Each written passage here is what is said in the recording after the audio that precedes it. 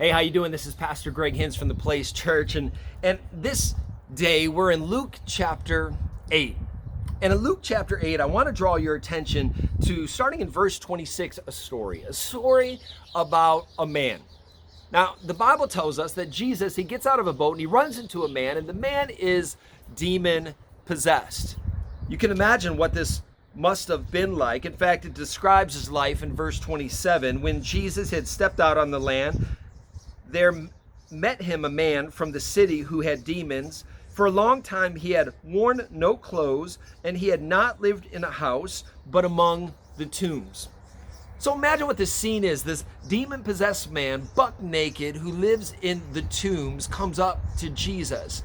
Now Jesus sees him, and when Jesus sees him, he doesn't see him with anger. He sees him with compassion. In fact, he speaks not to the man, but to the demons that are inside the man. Verse 29, he commanded the unclean spirit to come out of the man, for many a time it had seized him. He was kept under guard and bound with chains and shackles, but he would break the bonds and be driven by the demon into the desert. And Jesus looks and says, "What is your name?" And the answer comes back, "Legion," which tells us there wasn't just one demon, that there were a legion of demons inside of this man. Well, you can read the whole story in Luke chapter 8, but Jesus commands the demons to come out, and the man is set free. Now, here's the verse I want you to pay really close attention to.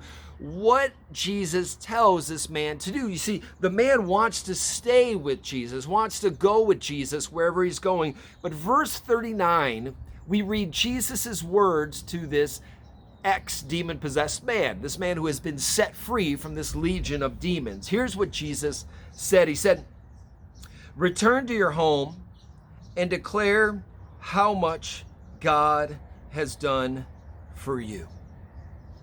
Oh man, I love that verse. I want you to think about your life right now. I mean, this man had a lot to be grateful for. This man had been saved from so much darkness that had plagued him and been with him for so long. But what about you? What has Jesus saved you from? Where were you and where are you? How far have you gone? How much has God done? And I would think the same advice would be for you today, to return to your home and declare how much God has done for you. Do you find yourself consistently letting people know about the work that only God could have done in you, that God has done in you, that where you are today because of what God has done and what God is doing? I want to encourage you today to let your voice be heard. I want to encourage you today to let people know what God has done for you. Maybe that's hopping on your social media page and making a declaration, letting people know, here's where I was and here's where I am. I still remember when I was invited to my 20-year class reunion. Man, I was kind of excited, but I live in Arizona and my class reunion was in Ohio, and I have 4 kids and I just couldn't make it happen. And so I decided to cut a video. And so I cut a video and I put it up on the page. And I talked about how people probably wouldn't recognize me, not because I have this dashingly awesome white hair, but because I'm not the same person I was back then, that God has done such a work inside of my life.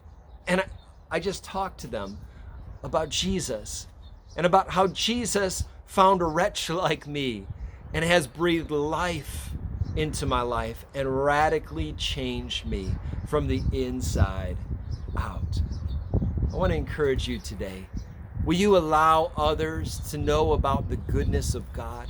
Will you allow others to know what God has done in you and ultimately what God is doing through you? Will you allow God to get the glory in your life today? I hope so. I challenge you. Go forth and let people know about the goodness of God. God bless you. I hope you have a great day.